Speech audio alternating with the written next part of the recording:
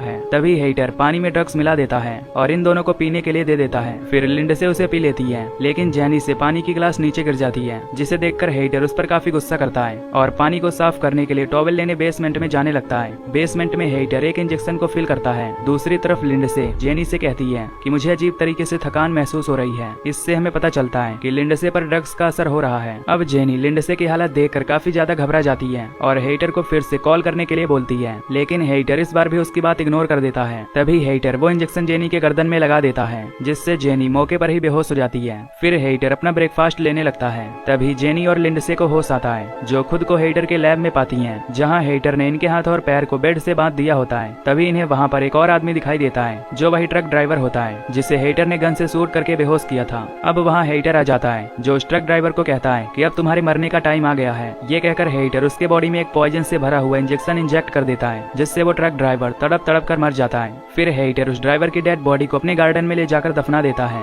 इसके बाद हम देखते हैं कि हेटर अपनी बेहोशी वाली इंजेक्शन से एक जापानीज आदमी को बेहोश करके अपने घर लाता है। फिर हेटर उसे अपने लैब में ले जाता है और इन सबको अपना इंट्रो देता है कि वो एक रिटायर्ड सर्जन है। साथ ही वो इन्हें बताता है कि वो किस तरह से इन तीनों को आपस में जोड़ने वाला है, जिसमें सबसे पहले वो इनके घुटने के लिगामेंट्स को तोड़ देगा ताकि ये लोग अपने पैर पर खड़े ना हो पाए। इसके बाद वो पहले इंसान के बैक साइड को दूसरे इंसान के मुंह के साथ जोड़ेगा और दूसरे इंसान के बैक साइड को तीसरे इंसान के साथ ज्वाइंट करके उन्हें आपस में जोड़ देगा, जिससे जब पहला आदमी खाना खाए तो उसका वेस्ट मटेरियल दूसरे इंसान के बॉडी से होते हुए तीसरे आदमी के मुंह में चला जाए, जैसा कि हमें डायग्राम में समझाया गया है। अब ये सुनकर तीनों काफी ज्यादा हैरान होते हैं, क्योंकि वो डॉक्टर इनके साथ बहुत गंदा एक्सपेरिमेंट करने वाला होता है। खैर, सबसे पहले हेटर उस जापानीज आदमी को सेलेक्ट करता है, जिसमें वो उसे एक बेहोशी का इंजेक्शन देता है। ये देखकर जेनी जोर जोर से चिल्लाने लगती है, लेकिन वहाँ कोई भी उसकी हेल्प करने वाला नहीं था। अब हेटर जेनी के पास जाकर उसे भी बेहोशी का इंजेक्शन लगाने की कोशिश करता है। तभी लिंडसे अपने दांतों की मदद से रस्सियों को खोल देती है और वहाँ से भागने लगती है, लेकिन उसके हाथ में एक निडल लगी हुई थी, जिसके कारण उसके दांत की चमड़ी कट जाती है और उससे काफी ब्लीडिंग होने लगती है। पर वो किसी तरह एक रूम में चली जाती है और उसका डोर लॉक कर देती है। तभी हेटर वहाँ आकर उस रूम के विंडो को तोड़ देता है। ये देखकर लिंडसे वहाँ से भागने लगती है। फिर लिंडसे स्विमिंग पूल में कूद जाती है। हेटर भी उसे ढूंढते हुए वहाँ आ जाता है, जो लिंडसे को गन पॉइंट पर ले लेता है,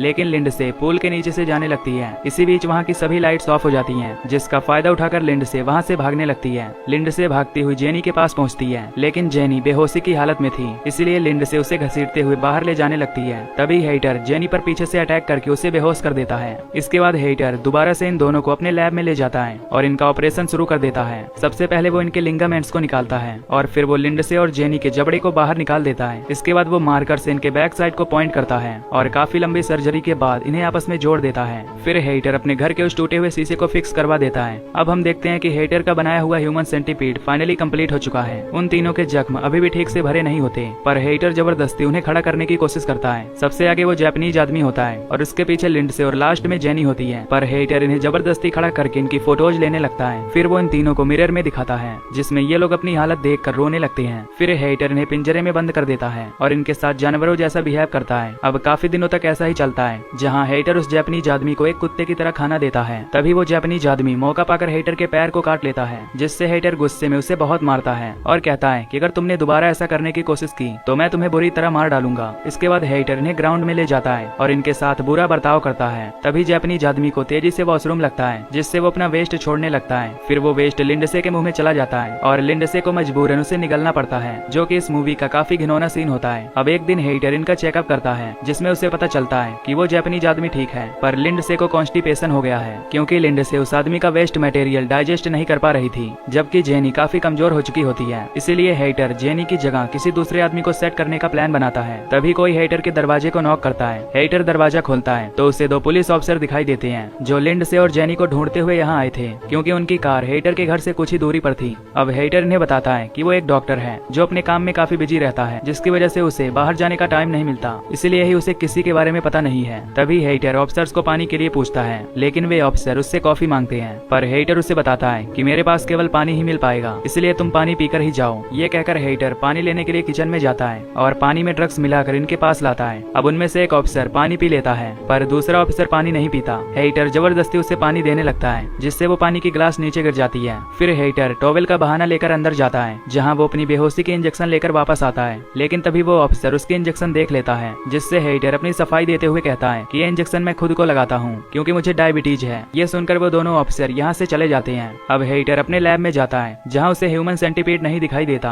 तभी वो जापानीज आदमी हेटर के पैर में एक नाइफ घुसा देता है, जिससे हेटर नीचे गिर जाता है। फिर वो हेटर के गले को काट लेता है और यहाँ से जाने लगता है। इसके बाद ये तीनों ऊपर जाने की कोशिश करते हैं। अब काफी ज्यादा घाव होने के कारण ये तीनों ऊपर नहीं जा सकते थे, पर ये किसी तरह ऊपर जाने की कोशिश करते हैं, जिससे इनके सर्जरी वाले हिस्से से ब्लीडिंग होने लगती है। लेकिन ये किसी तरह ऊपर आ ही जाते हैं। हेटर भी उठ खड़ा होता है और इनका पीछा करने लगता है। इधर जापानीज आदमी उसी रूम में पहुंचता है जिसका शीशा टूटा हुआ था, क्योंकि इन्हें नहीं पता होता कि हेटर ने ग्लास को चेंज करा दिया है। इसके बाद जापानीज आदमी उस शीशे को तोड़ने की कोशिश करता है। तभी उसके सामने हेटर आ जाता है, जिसे देखकर वो जापानीज आदमी एक कांच लेकर अपना गला काट लेता है, जिससे उसकी मौके पर ही मौत हो जाती है। तभी यहाँ वो दोनों पुलिस ऑफिसर भी आ जाते हैं, लेकिन इन्हें वहाँ कोई भी दिखाई नहीं देता। इसलिए ये दोनों हेटर के लैब में जाते हैं, पर वहाँ पर भी कोई मौजूद नहीं था। तभी उनमें से एक पुलिस ऑफिसर को ड्रग्स का नशा होने लगता है, जबकि दूसरा ऑफिसर हेटर को ढूंढते हुए दूसरे कमरे में जाता है, जहाँ उसे ये तीनों लोग मिल जाते हैं, जो कि अब ह्यूमन सेंटीपीड बन चुके थे। ये देखकर वो ऑफिसर काफी ज्यादा डर जाता है और अपने साथी को ढूंढने के लिए बाहर जाने लगता है। तभी वो स्विमिंग पूल में देखता है कि उसके साथी को हेटर ने मार डाला है। तभी हेटर उसे भी शूट कर देता है, लेकिन वो ऑफिसर मरने से पहले हेटर को भी शूट करके मार डालता है। इधर जेनी भी अब अपना दम तोड़ देती है, जबकि लिंडसे अभी भी जिंदा होती है। और इसी के साथ इस मूवी का फर्स्ट पार्ट यहीं पर खत्म हो जाता है।